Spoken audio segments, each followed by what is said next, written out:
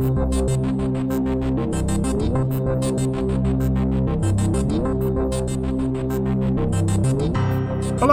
and welcome to this, the third episode of Season 4 of The Dark Money Files, in which we shine a light into a murky world.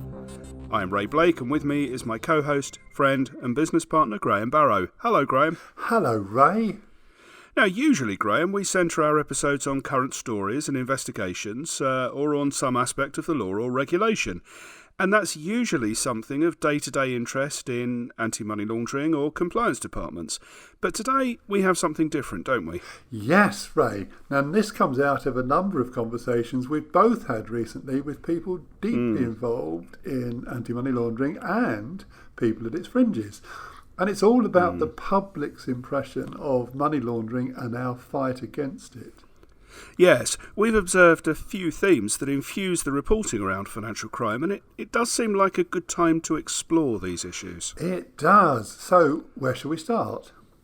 Well, I thought an interesting place to begin would be on Netflix, Graham. Oh, really? Okay. Anything in particular? Yes, I was thinking of the Netflix movie, The Laundromat. Ah, yes. Now, I'm sure many of our listeners will have seen that, but just in case, let's steer clear of spoilers, shall we? Well, yes. Since the whole thing's based on the Panama Papers and the role of Mossack Fonseca, I imagine it will be hard to spoil the movie on factual grounds. But certainly I won't touch on the final plot twist, which really is a remarkable piece of filmmaking. Okay, then. What did you think of the film otherwise? I enjoyed it, Graham, but I spent much of my time watching it wondering when it would start looking at laundromats, and actually it never did, really. Which seems a bit odd, given that was actually the name of the film. Well, yes, you're right, Graham, and this is my point, really. I've thought about this a fair amount, and I don't think it's possible to make a film about laundromats that's actually entertaining for a general audience. So how did they do it with this film, Ray? Well, by not really focusing on money laundering at all, Graham, but rather on some of the predicate crimes and the characters involved in committing them. We see fraud, tax evasion, theft, and the use of secrecy locations, as well as murder, corruption, adultery, and greed. Now, this all makes for good drama, but we don't really get any insight into money laundering per se.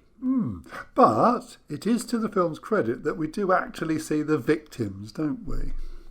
Yes, and that's a good point, Graham, which we're going to come back to.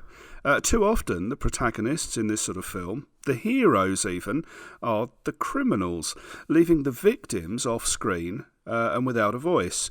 Now here we have some ordinary people on the wrong end of financial malfeasance, and they're pretty helpless, although the film implies not entirely so. So all the interest is in the scams and the capers, right? That's where the interest and excitement is, and the subsequent money laundering is purely, administrative rather than filmic. Well, that's exactly it, Graham. Just like nobody's made an interesting film about accountancy, and I should say that the film The Accountant really doesn't feature very much accountancy. Nobody's making one about money laundering. It's always incidental to the predicate crimes, and understandably so. But does that mean that people tend not to understand or frankly even care about the money laundering itself? Well, maybe so, Graham. Money laundering is a crime in its own right and actually carries greater penalties than many of the predicate crimes that necessitate it. But you wouldn't think that from the public perception. No, and it's not just Netflix, is it? Throughout the media, money laundering is reported in a very odd way that downplays the money laundering offence and features the crimes that necessitate it. Yes, give us an example of that, Graham. Of course. Now think back, Ray, a few years to the HSBC AML fine. It was $1.9 billion, you may recall. I do, Graham. Now just think for a moment and tell me what virtually all the news stories at the time and ever since have opened with. The Mexican drug lords? Yeah, the Mexican drug lords. They put in special cash windows for them, didn't they? Well, yes, they did. But is that relevant to the money laundering that the predicate crime here was drug distribution? Well, no, not really. No, because the money laundering is a crime in its own right. But once again, that's just admin. I see your point. And Ray, elsewhere, there's an even more, I think, iniquitous feature of the reporting. Oh? Well, yeah, think about grand corruption, which is responsible for huge misery in the countries affected. Indeed. Now, who famously bled the Philippines dry, frankly, in the 70s and 80s, Ray? Now, that would have been Ferdinand Marcos, wouldn't it? It would indeed. He was the country's leader right up until 1986. Now, Ray, what is the popular image of that corruption? His wife's shoes. That is right, Ray. In the public perception, the Marcos regime is symbolised by Imelda Marcos's shoes. People who've never heard of Ferdinand Marcos know about Imelda and her shoes. She's become the villain of the piece. But she wasn't the president of the country when all that public money was raided and diverted into the hands of the president. I mean, we can debate how complicit she was, what she knew and what she willfully didn't notice. But it was Ferdinand who was the president and the prime criminal here. It doesn't really seem fair that all the public disgust seems to have been attached to Imelda and her shoes, does it? Well, no, it doesn't. And of course, it's happening again right now. Do you want to elaborate? Well, I can think of two recent cases which have far-reaching consequences, but frankly have been reduced to watches, chocolates and tiaras. We're talking Mrs. Hajieva and Mrs. Razak here, aren't we? Yes, we are, Ray. Do you want to kick off with Mrs. Razak?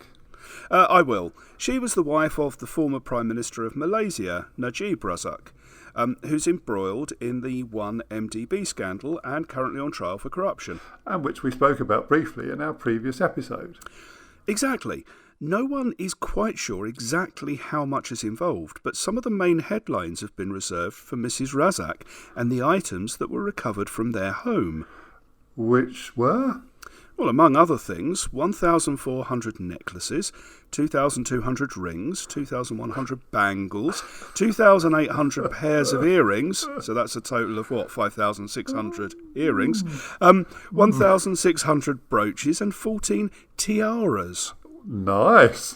No, I haven't finished yet, Graham. About $29 million in cash in 26 different currencies, 423 watches, 567 luxury handbags and 234 pairs of sunglasses. Whoa, that is some list, Ray. But in a way, Graham, that's the problem. It diverts attention away from the victims of this alleged corruption. They really ought to be the story. That is very true. And then it gets worse. There's a recent headline from one of the local Malaysian papers, I won't name it, that reads, quotes, "Overbearing nature of Najib's wife, Rosma, influenced previous government, court hears," close quotes. Which sounds, to me at least, like a classic example of everyday sexism. It doesn't matter how corrupt a politician might potentially be. It's somehow the wife's fault for demanding luxury goods like Imelda Marcos or Rosma Razak. It somehow cast the Prime Minister or the President as a victim, even though they were in charge of an entire country. Depressing, isn't it? It's the Lady Macbeth syndrome, Graham. Overwhelmingly, corruption is a male affair, and yet somehow the women end up getting blamed for it. Yeah, and then there's Mrs. Hajieva. Oh yes, tell us about her, Graham. Well, she's the wife of a guy called Jahangir Hajiev, who's an Azeri banker, and he's currently in jail in Azerbaijan for fraud, embezzlement and the misappropriation of government funds. Hold on. You're saying that even in Azerbaijan, a country not necessarily noted for its aggressive prosecution of corruption, he was sent to prison. What was his job? Well, Ray, he was chairman of the board of the International Bank of Azerbaijan. Oh, well, fair enough then. And how much was involved? Well, as far as I understand it, he was personally accused of embezzling around €125 million and of facilitating the laundering of more than €9 billion out of the Azeri economy. And apparently, most of it went to friends and family. Or relatives and close associates, as we call them in the trade. Exactly. And what effect did this have on the Azerbaijani economy, Graham? Well, between 2016 and 2017, it's alleged that they laundered around 25% of the entire economy of Azerbaijan. So I think we could say it was quite profound. And this was money that, at least in part, should have been spent on roads, schools, hospitals and other infrastructure projects that would have benefited the entire Azeri population. Yes, and which was, I presume, in large part, money that was paid to the government coffers by way of direct and indirect taxes from those very people. It's a kind of anti-Robin Hood story, steal from the poor and give to the rich. Exactly, yeah. And yet, the story is now all about Mrs. Hajieva and her £16 million Harrods bill. Along with her golf course and personal jet. And along the way, the story is transmogrified. Oh, good word, Ray. Well, thank you. Has transmogrified from a tale of a corrupt banker to one of a greedy and acquisitive wife. Indeed, if you're a woman and you happen to be close to or related to a corrupt man, you need to realise that the opprobrium for all his misdeeds is likely to land on you before long. Yeah, there is a depressing consistency to this reporting, isn't there? Yes, and it's not just about the sexism or misogyny. It changes the frame of reference to how we think about these crimes and the money laundering which goes with them. So do you think it would be going too far to say that it trivialises them? Well, I'm not sure it would, Graham, but it's more than that. It means the frame of reference we use for these crimes is predicated on the end result, the greedy acquisition of material goods far in excess of what could possibly be necessary. Take one more story, that of Isabel dos Santos. Well, that's certainly been in the news lately. It has, and you'd be forgiven for thinking that Ms. dos Santos single-handedly deprived her economy of billions of dollars for her personal aggrandisement. And that's not really the whole story, is it? Well, no. I mean, her father, you might recall, was the president of Angola from 1979 to 2017. A healthy term of 38 years. Well, yes, indeed. The only African president to surpass him in terms of tenure is Teodoro Obiang of Equatorial Guinea, a life which would frankly need an episode all to itself. Along with a discussion on how the developed Western economies can't insulate themselves with a kind of smug disapproval from what went on there. No, and that definitely is and should be another episode, but for another day. Let's go back to this one. You're right. The point here is that the rumours and allegations of corruption don't just centre on Isabel, but also on José Eduardo, her dad, and José Filomeno, her brother, not to mention Syndica Docolo, her husband. And yet somehow the narrative has centred on this rich and, some would say, photogenic woman rather than the men around her. You do feel it hints at a faintly misogynistic undertone, don't you? Not even sure that's faintly, but yeah, I agree, and it's not helpful.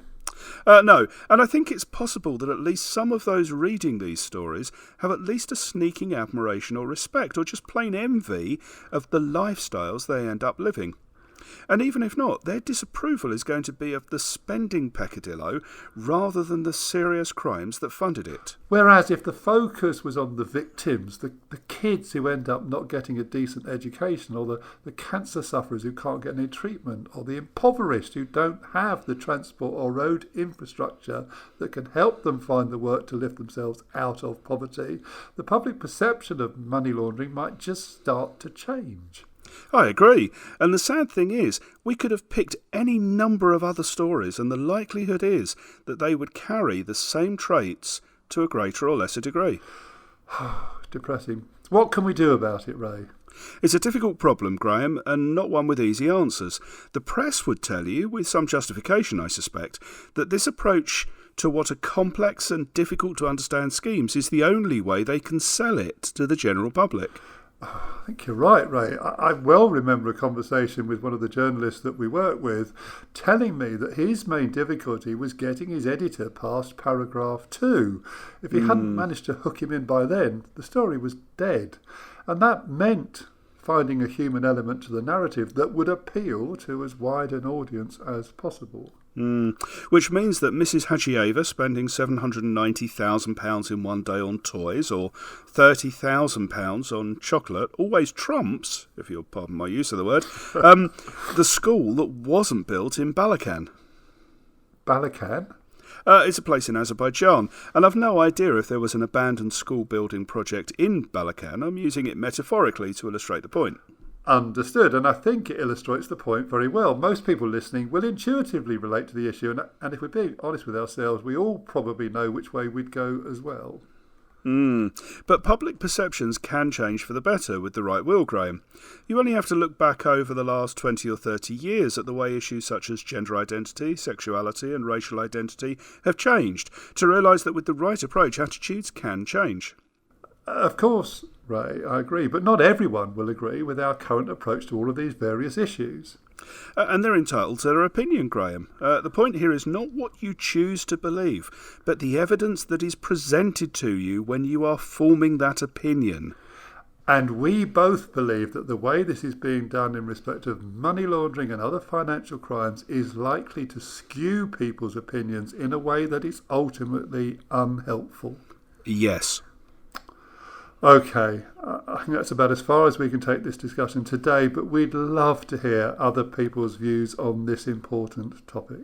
We certainly would, Graham. So please feel free to contact us via the usual channels, LinkedIn, Twitter, or the contact form on our website at thedarkmoneyfiles.com. So, what's next, Graham? Ray, we've both been on panels at conferences lately looking at how the new money laundering regulations are working, especially alongside competing regulations such as GDPR. So next time, let's look at the money laundering regulations globally and discuss not just are they effective, but what we mean by effective. I'm looking forward to it. Thank you for listening to this episode of The Dark Money Files. We hope you enjoyed it. If you would like to listen to future episodes, please subscribe through iTunes, Spotify, or your normal podcast provider. Thanks.